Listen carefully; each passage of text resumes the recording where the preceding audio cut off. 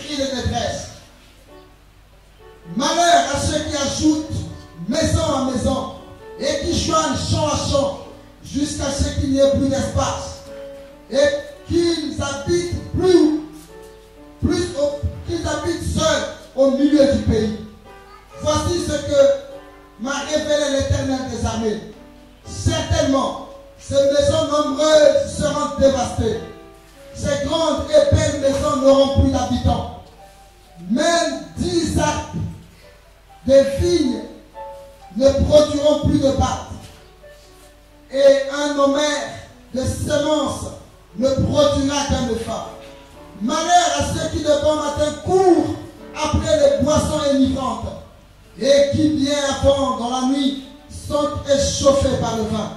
La harpe et le luth, le tambourin, la flûte et le vin animent leur festin, mais ils ne prennent point garde à l'œuvre de l'Éternel et ils ne voient point le travail de ses mains. C'est pourquoi mon peuple sera soudain amené captif. Sa noblesse mourra de faim et sa multitude sera desséchée par la soif. C'est pourquoi le séjour des morts ouvre sa bouche, élargit sa gueule outre mesure. Alors descendent la magnificence et la richesse de Sion, et sa foule brillante et joyeuse. Les petits seront abattus, les grands seront humiliés, et les regards des auteurs seront abaissés. L'Éternel des armées sera élevé par le jugement, et le Dieu saint sera sanctifié par la justice. Des brebis paîtront comme leur pâturage, et les étrangers dévoreront des possessions ruinées des riches. Malheur à ceux qui tirent l'iniquité avec les cordes du vice, et le péché comme avec les traits d'un chat, et qui disent qu'il hâte, qu'il accélère son œuvre, afin que nous la voyons, que le décret du Saint d'Israël arrive et s'exécute, afin que nous le connaissions.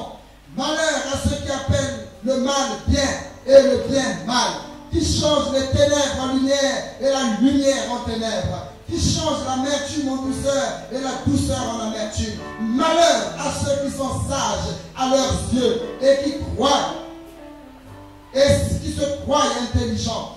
Malheur à ceux qui ont de la bravoure pour boire du vin et de la veillance pour mener des liqueurs fortes, qui justifient le coupable pour un présent et qui enlèvent aux innocents leurs droits. C'est pourquoi, comme une langue de feu dévore le chaume, et comme la flamme consume l'herbe sèche, ainsi leurs racines sera comme de la pourriture, et leur fleur dissipera comme de la poussière. Car ils ont dédaigné la loi de l'Éternel des armées, et ils ont méprisé la parole du Saint d'Israël. C'est pourquoi la colère de l'Éternel s'enflamme contre son peuple. Il étend sa main sur lui et il le frappe. Les montagnes s'ébranlent et les cadavres sont comme des baillures au milieu des rues. Malgré tout cela, sa colère ne s'apaise pas et sa main est encore étendue. Il élève une bannière pour les peuples lointains et il siffle un des extrémités de la terre. Et voici, il arrive avec promptitude et légèreté. Nul n'est fatigué, nul ne chancelle de lassitude. Personne ne sommeille ni ne dort. Aucun n'a la ceinture de ses reins détachés, ni la courroie de ses sandales, ni la courroie de ses souliers rompus. Verset 28. Ses flèches sont aiguës et tous ses arcs tendus. Les sabots des chevaux ressemblent à des cailloux et les roues de ses chars à des tourbillons. Son rugissement est comme celui d'une lionne. Il rougit comme des lionceaux. Il gronde et saisit la proie. Il l'emporte et personne ne vient au secours. En ce jour, il y aura près de lui un mugissement comme celui d'une tempête sur mer. En regardant la terre, on verra que les ténèbres. avec des alternatives d'angoisse et d'espérance. Au ciel, l'obscurité régnera. Verset 6. L'année, chapitre 6. L'année de la mort du roi Osias, j'ai vu le Seigneur assis sur un trône très élevé et les pans de sa robe remplissaient le temple. Parole du Seigneur. Alléluia. Amen. Asseyons-nous, alléluia. Dieu a décidé de mettre des arrêtés. Le micro marche là, montez le son un peu. Je ne vais pas forcer. Montez le son, s'il vous plaît, du micro. Montez. Amen. Amen. C'est bon. Merci. Dieu a décidé de faire un arrêté sur la terre. Un décret. Nous sommes dans les temps de la fin. La Bible dit que la fin de toute chose vaut mieux que son commencement. Alléluia. Quand l'homme arrive à la fin de sa vie, il désire partir vers son Dieu. Il dit c'est bon. Ma grand-mère, à la fin de sa vie, elle a dit c'est bon, j'ai assez donné, je veux aller auprès de mon Dieu. Et quelques mois plus tard, elle a décidé. La fin de toute chose vaut mieux que son commencement. Et nous sommes à la fin des temps. Nous sommes dans le 3e millénaire. Et Jésus a dit, Père, tout état. Et le Saint-Esprit est venu après à la Pentecôte et a baptisé d'Esprit Saint et a revêtu les apôtres pour aller prêcher la bonne nouvelle. 3 siècles passés. Nous sommes là aujourd'hui. Et nous sommes encore une page de l'histoire de la Bible. Quoique je ne crois pas dans la Bible, je crois dans la parole de Dieu. Parce que les théologiens ont trafiqué la Bible. Mais moi je crois dans la parole de Dieu. Un jour l'Esprit Saint m'a touché et m'a dit, ne lis plus ta Louis II. J'ai dit, pourquoi papa? Il dit non, les théologiens avaient des démons. Il dit, lis la Bible de Chouraki, tu seras plus instruit. Et j'ai commencé à lire la Bible de Chouraki, je ne comprenais pas grand chose. Pour comprendre les saintes écritures, il faut revenir aux origines. Et quand Moïse était sur la montagne sainte, il va recevoir la parole de Dieu. Cette parole, non seulement était une parole inspirée, mais va devenir écrite. Et voilà l'histoire de l'hébreu. L'hébreu, la lettre hébraïque a été inventée, créée par Dieu. Et c'est Moïse qui va le recevoir sur le mont Sinaï. Et mon père spirituel, qui est un prophète de renom à l'étranger, en France, 4e au quotient intellectuel et scientifique,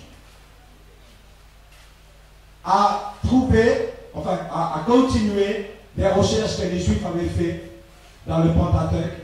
Il y a un code numérique, et dans ce code numérique, il y a des mystères cachés, mais qui prouvent que la parole de Dieu est authentique. Nous avons besoin de retourner au départ. Pourquoi je fais le tour? Pourquoi je viens dans des pays, j'abandonne ma famille, mes enfants, mes amis, mes collaborateurs, pour venir prêcher à Pointe-Noire? Parce que Dieu m'a dit, j'ai besoin des prophètes pour aller dire ce qui se passe dans le monde. J'ai besoin de toi, mon chien, parce que tu es de ma race. Tu es de ma tribu. Je veux qu'on revienne en Israël. Je veux qu'on tourne encore les yeux vers Israël. Parce que tout a commencé à Israël et tout finira en Israël. Pendant un temps, Israël était éloigné, mais Israël revient. Alléluia. Et je suis un digne représentant de mes frères, puisque bientôt, je vais déménager pour aller à Jérusalem. Dieu cherche des hommes, des femmes, des enfants même incorruptibles. Dites avec moi incorruptible. Est-ce que tu es convaincu de l'incorruptibilité? Est-ce que tu crois que Dieu peut t'amener un ange pour te donner de l'argent pour faire le ministère?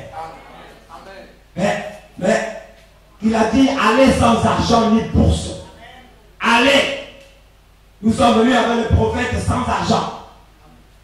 J'ai dit à l'Esprit de Dieu, oh, veux-tu que je demande à ma femme un peu d'argent pour nous bénir? Il a dit jamais. J'ai dit, il m'a dit jamais. Il m'a dit, c'est moi ton maître, ce n'est pas ta femme. Hein? Ça c'est pour les frères, ça. Alléluia. Ce n'est pas ta femme ton maître, c'est Dieu. Mais si elle veut te dresser, tu lui dis, c'est mon Dieu qui est mon maître. Alléluia. On a besoin de revenir à la crainte de Dieu. Et quand je regarde partout dans le monde, ici même à Pointe-Noire, j'étais à Brazzaville, je vois l'orgueil. Je vois l'orgueil. La prétention. On est là, on siège sur des trônes. Hein? On se met des trônes dans l'église. Et on règne. On est là, on règne. On dit c'est nous les leaders. Et Jésus, où était son règne? Lui, il a été crucifié tout nu sur la croix. Hein? Quelle est ta parure? Quelle est ta parure? La belle voiture? J'aime les belles voitures. Mais quelle est ta parure? Je vais dire à quelqu'un ou à plusieurs, parce qu'on est enregistré. Hypocrite! Race de vipère!